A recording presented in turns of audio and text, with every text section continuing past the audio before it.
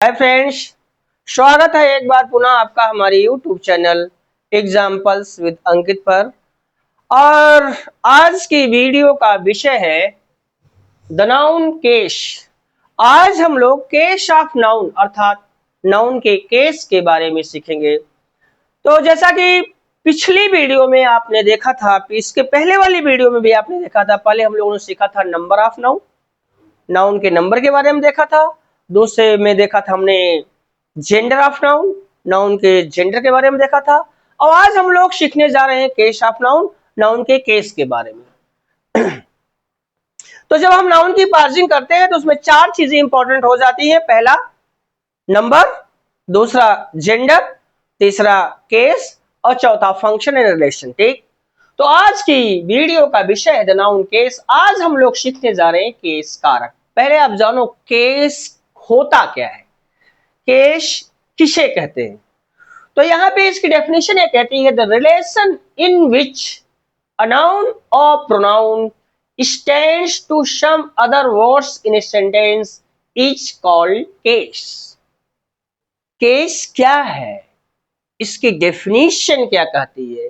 तो डेफिनेशन तो बता दिया, the relation in which a noun और pronoun stands to some other words in a sentence is called case।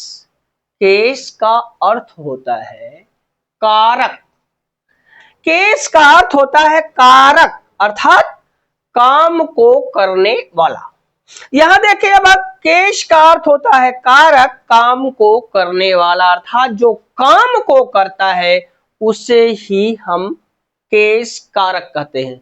और काम होता कहां है, जब आप किसी भी सेंटेंस की फ्रेमिंग करेंगे, जब आप किसी भी सेंटेंस की संरचना करते हैं, तो जब आप संरचना करने जाते हैं तो वहां पर केस की अहमियत बहुत बड़ी हो जाती है। तो याद रखिए, जब भी आप कोई सेंटेंस बनाएंगे तो उसमें एक केस आपको लेना पड़ेगा। वो केस जो कार्य को करता है। तो केस का अर्थ होता है कारक और कारक का अर्थ होता है काम को करने वाला। अर्थात जब क्रिया को करने में, समझिएगा इंपॉर्टेंट चीज, जब क्रिया को करने में कोई न कोई अपनी भूमिका निभाता है, जब वाक्य में क्रिया को करने में कोई न कोई अपनी भूमिका निभाता है, तो उसे, जो भूमिका निभाता है उसे केस कारक कहते हैं। दूसरी परिभाषा ये कहती है अथवा संज्ञा सर्वनाम का, संज्ञा सर्वनाम का, नाउन प्रोनाउन का क्रिया के साथ वाक्य के अन्य शब्दों से संबंध बताने वाले शब्द को केस कारक कहते हैं। यहां समझिए, कहता है संज्ञा सर्वनाम, नाउन प्रोनाउन का क्रिया के साथ वाक्य के अन्य शब्दों से संबंध बताने वाले शब्द को केस कारक कहते हैं। आई होप याद रखो। मुझे उम्मीद है कि परिभाषा से आपने कुछ सीख। अगर मान लो किसी ने बोल दिया केस से आप क्या समझते हैं, आप सीधे बोलेंगे भाई केस का मतलब होता है कारक, और कारक का मतलब होता है कार्य को करने वाले, करने वाला। जब क्रिया को करने में कोई न कोई अपनी भूमिका निभाएगा, तो जो भूमिका निभाता वही केस कारक होता है। अथवा ऐसे कह सकते हैं, नाउन प्रोनाउन का क्रिया के साथ वाक्य के अन्य शब्दों से संबंध बताने वाले शब्द को केस कारक कहते हैं। ऐसे समझिए, जब आप कोई सेंटेंस बनाते हैं, जब आप किसी सेंटेंस की फॉर्मेशन करते हैं, तो सेंटेंस की जब फॉर्मेशन होती है उसमें आपको तीन वर्ड लेने ही पड़ेंगे। A sentence requires three things to make its full sense.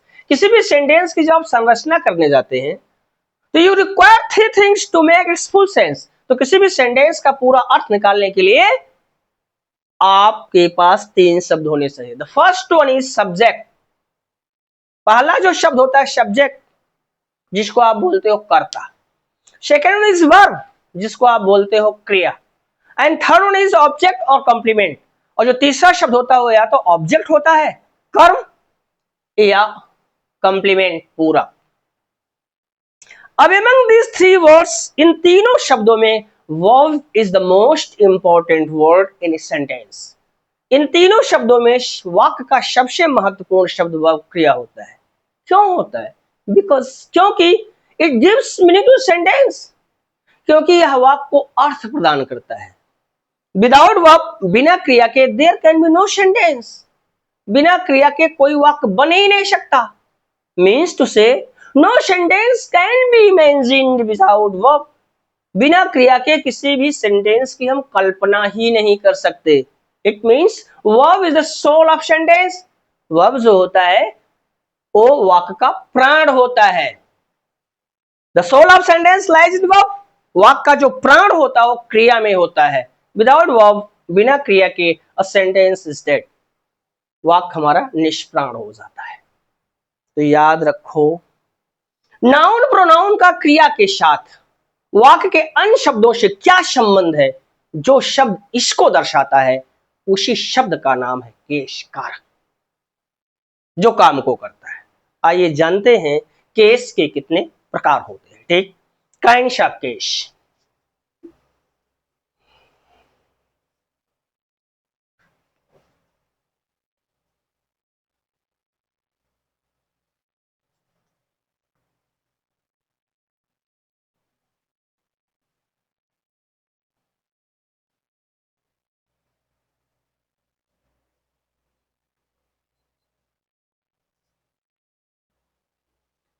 तो याद रखिए, there are 4 kinds of case in English grammar.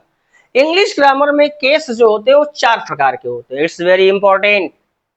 बहुत बार टीजीटी, पीजीटी, एलटी, डीएसएसबी इत्यादि एग्जाम्स में यहां से भर भर के क्वेश्चन पूछे जाते हैं, लेकिन इतना कठिन पूछा जाता है, ठीक, कि वो समझ से बाहर हो जाता है।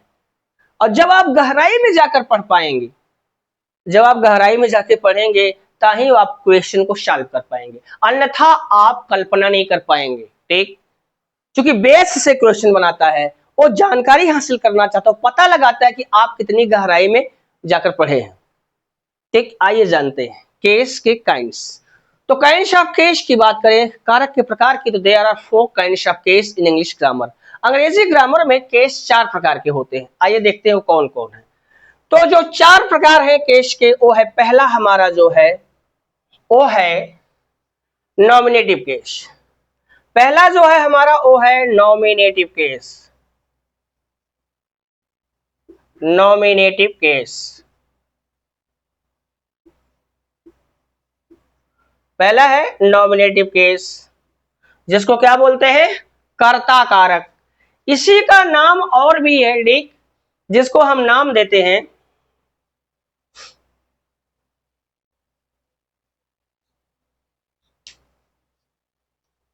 और इसी को नाम देते हैं सब्जेक्टिव केस भी कह सकते हैं। ठीक, ऐसे समझिए आप, इस तरह नहीं आ पाएगा, यहां देख लेते हैं, ऐसे निकालते हैं।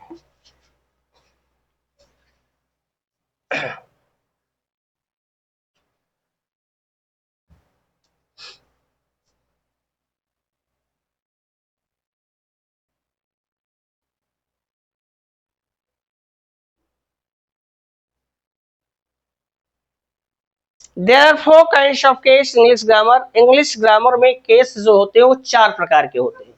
पहले नंबर पे जो आता है वो आता है हमारा नॉमिनेटिव केस, NOMINATIVE,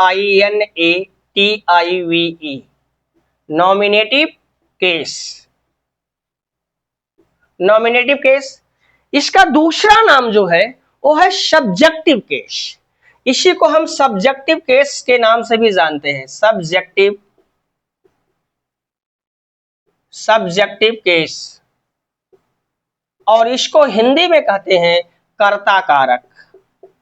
कर्ता कारक, ये हमारा है पहला। The first one is nominative case which is also called subjective case, जिसको हिंदी में कहते हैं कर्ता कारक। दूसरा हमारा है ऑब्जेक्टिव केस, OBJECTIVE,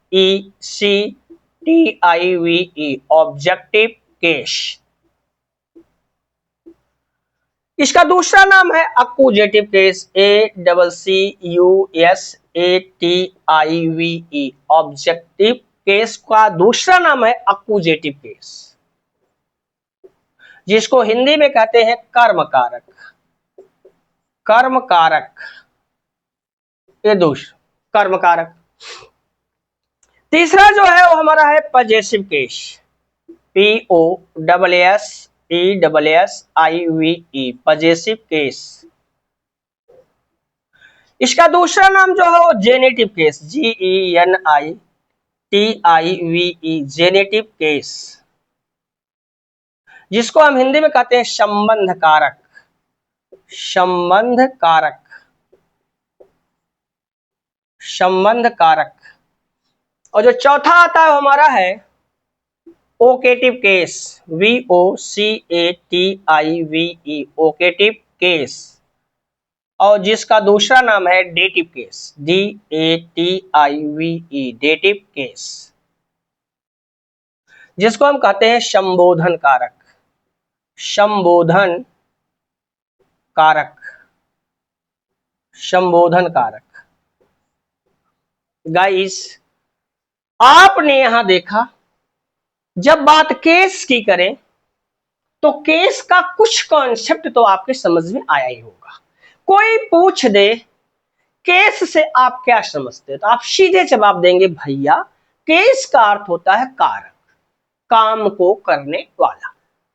जब वाक्य में क्रिया को करने में कोई ना कोई अपनी भूमिका निभाता है, तो क्रिया को करने में जब कोई अपनी भूमिका निभाएगा वही केस कारक होता है।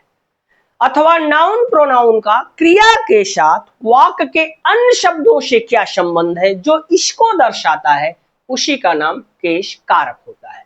बात करें केस के काइंड्स की, तो आपके सामने यहां केस 4 प्रकार के दिख रहे हैं। पहले नंबर पर है नॉमिनेटिव केस, जिसका दूसरा नाम है सब्जेक्टिव केस, हिंदी में इसको कहते हैं कर्ता कारक। दूसरा है ऑब्जेक्टिव केस, इसका दूसरा नाम है अक्यूजेटिव केस, जिसको हिंदी में कहते हैं कर्म कारक।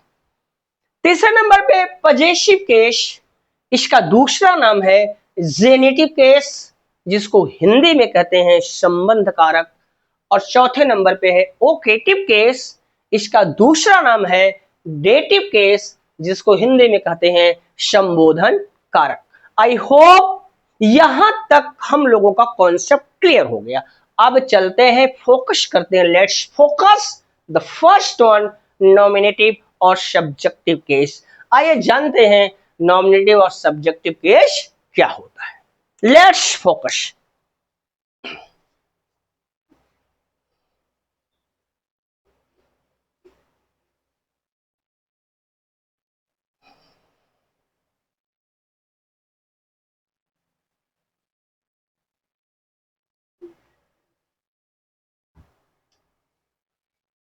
फर्स्ट,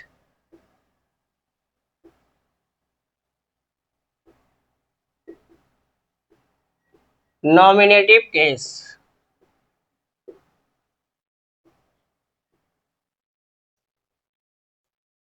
अब डेफिनेशन देखें तो डेफिनेशन क्या कहती है।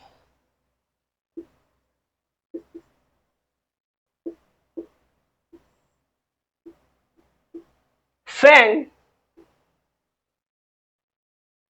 a noun, a pronoun,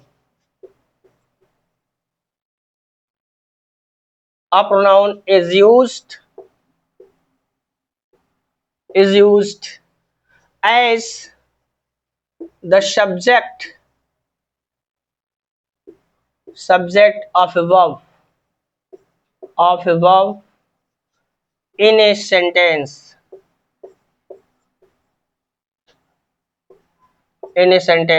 is said to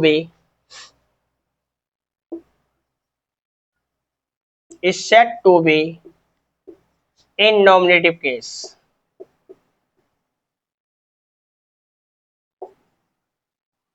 In nominative case, अब देखें,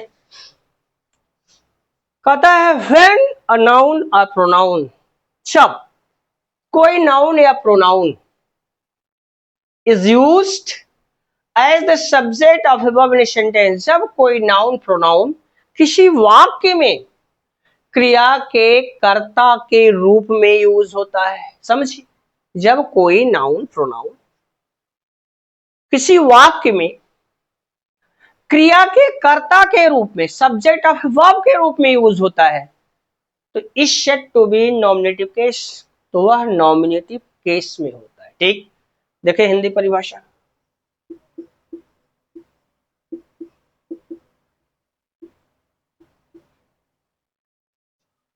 जब कोई noun pronoun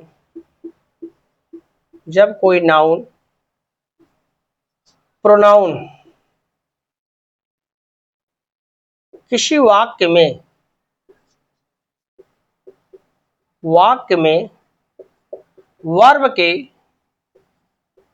subject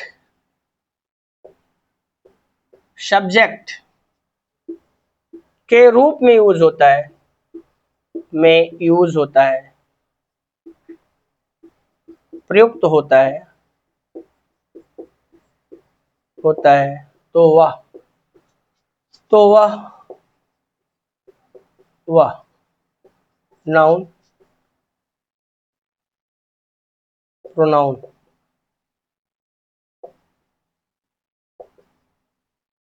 nominative case, कर्ता कारक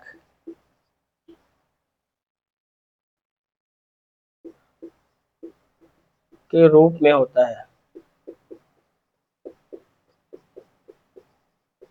आई होप, जब कोई नाउन प्रोनाउन किसी वाक्य में वर्ब के सब्जेक्ट के रूप में यूज होता है, तो वह नॉमिनेटिव केस, कर्ता कारक में होता है। कैसे, इस देखते हैं।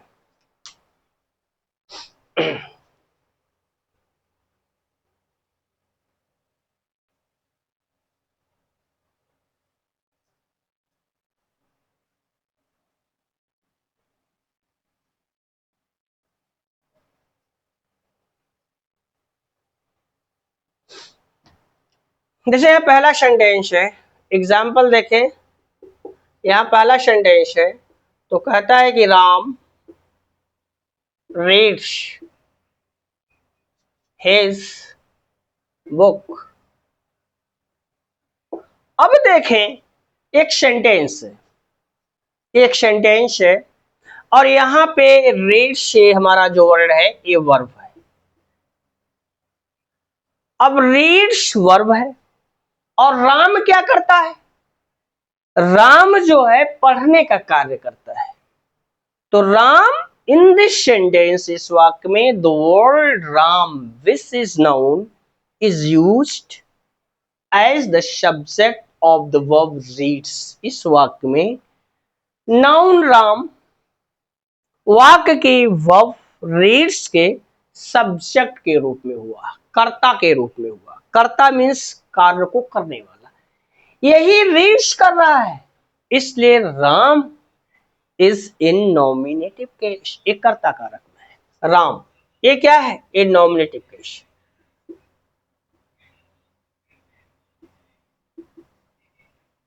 नॉमिनेटिव केस, या इसी को बोलेंगे सब्जेक्टिव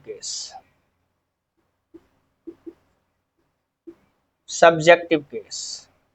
अब दूसरा वाक्य देख लेते हैं। यहाँ पे दूसरा सेंटेंस जो है हमारा है कि सुमन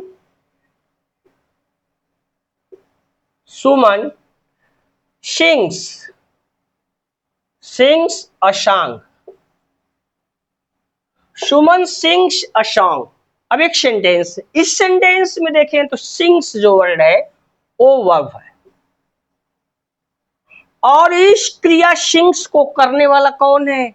सुमन है। सुमन परफॉर्म्स द एक्शन सिंगिंग। जो सुमन है वो गाने के कार्य को कर रही है। ठीक, it means Suman is noun this is used as the subject of the verb sings. Suman जो कि नाउन है और सिंग्स वर्ब के सब्जेक्ट के रूप में हुआ है, that's why Suman is in nominative case.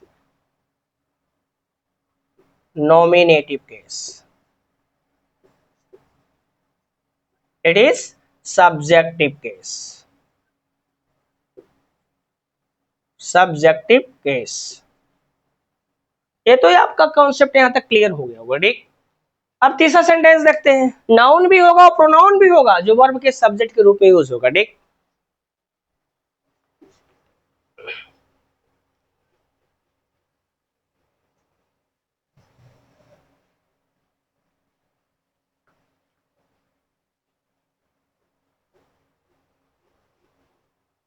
तीसरा सेंटेंस देखें।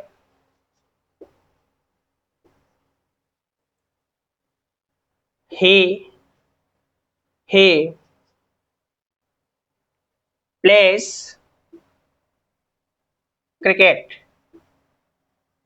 he plays cricket, he plays cricket, वह क्रिकेट खेलता है। he is pronoun।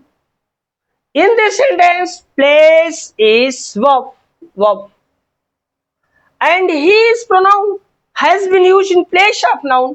pronoun जो होता है वो noun के स्थान पे यूज होता है, तो he यहाँ पे pronoun है। and in this sentence इस वाक्य में he is used, has been used as the subject of the verb plays। it means he is in nominative case। in nominative case में प्लेस के सब्जेक्ट ग्रुप में आया, ये हमारा क्या है, प्रोनाउन है। प्रोनाउन है और किस केस में है, नॉमिनेटिव केस में, नॉमिनेटिव केस। एक और देखते हैं सेंटेंस, ठीक। चौथा है she loves me very much, she loves me very much. In this sentence इस वाक्य में loves is verb, loves is verb and she is pronoun, she is pronoun. इस वाक्य में शी प्रोनाउन है and she has been used as the subject of the verb loves. ये जो है लव्स के सब्जेक्ट के रूप में हुआ है, that's why is in nominative case. ये प्रोनाउन है, प्रोनाउन है। किस केस में, नॉमिनेटिव केस में।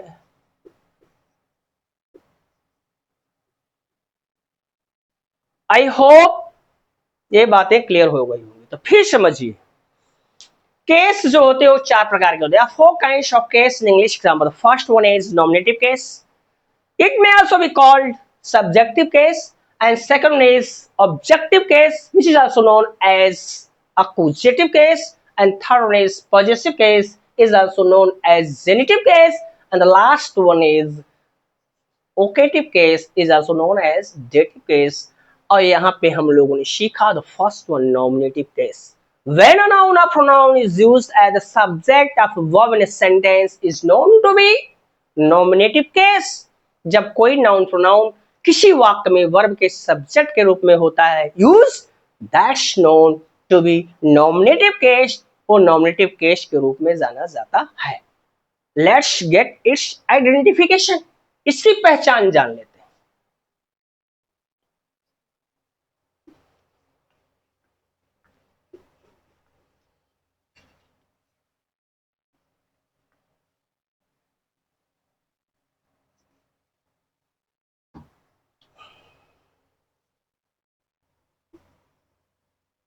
Identification,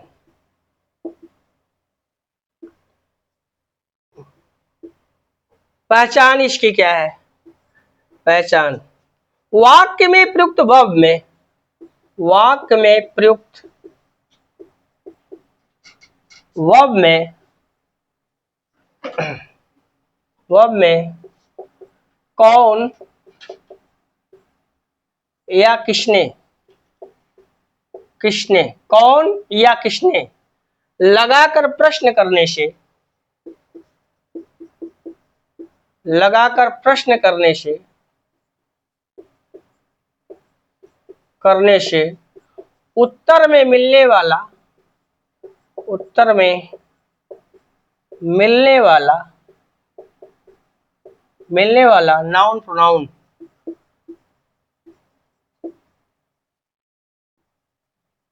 noun pronoun nominative case में होता है।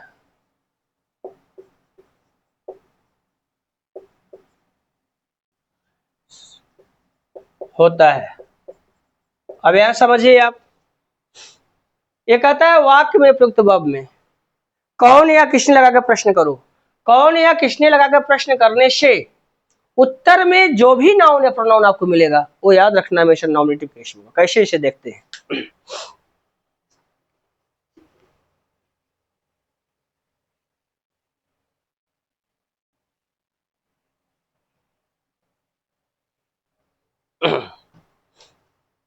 जैसे यहां पे है,